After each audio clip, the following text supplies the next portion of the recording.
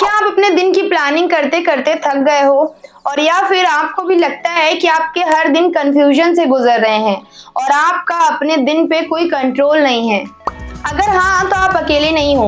हम सब ने कभी ना कभी ये फील किया है कि बस दिन गुजरते जा रहा है और हम उसको देखते जा रहे हैं। लेकिन आज हम देखेंगे कि कैसे आप अपने दिन की प्लानिंग परफेक्टली सेट कर सकते हैं ताकि आप हर दिन अपने मैक्सिमम फोकस में काम कर सकें। पर ये कैसे हो सकता है? ये पॉसिबल है? आपको लगता है कि अपने दिन का टाइम मैनेज करना बहुत मुश्किल है? मुझे पूरी उम्मीद है कि इस वीडियो के बाद आपका पूरा पर्सपेक्टिव बदल जाएगा। फर्स्ट पॉइंट है द पावर ऑफ प्रायोरिटाइजेशन। हर दिन की शुरुआत होती है प्रायोरिटी सेटिंग से।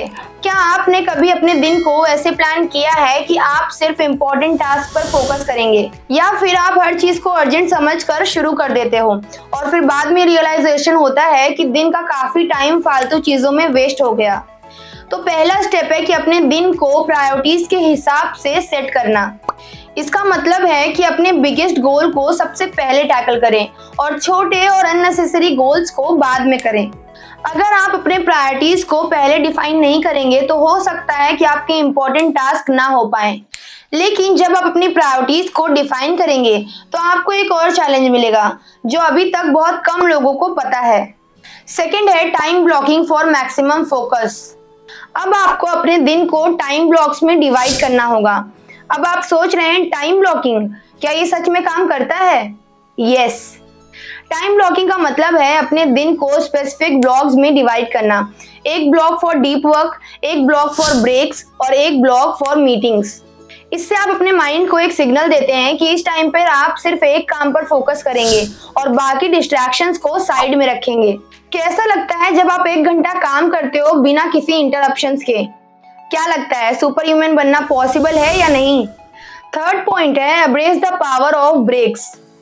आप हर टाइम काम करते रहे तो आपका फोकस धीरे धीरे कम हो जाएगा। जब आप काम करते करते थक जाते हैं तो एक ब्रेक लेना बहुत इंपॉर्टेंट है। लेकिन ये ब्रेक्स कैसे लेने हैं? क्या आपको लगता है कि ब्रेक के नाम पे आप अपनी प्रोडक्टिविटी को सैक्रिफाइस कर रहे हैं? नहीं, ब्रेक्स बहुत इंपॉर्टेंट है। ये आपको रिचार्ज करते हैं और फोकस को रिस्टोर करते हैं।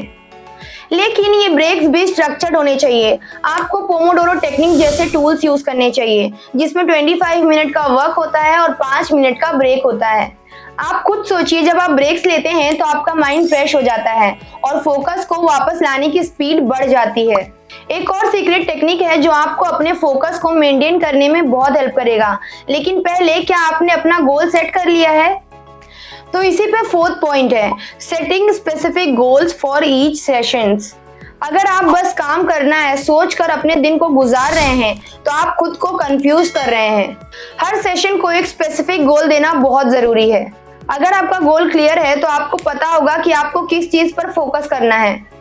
जब गोल्स क्लियर होते हैं तो डिस्ट्रैक्शंस ऑटोमेटिकली कम हो जाते हैं।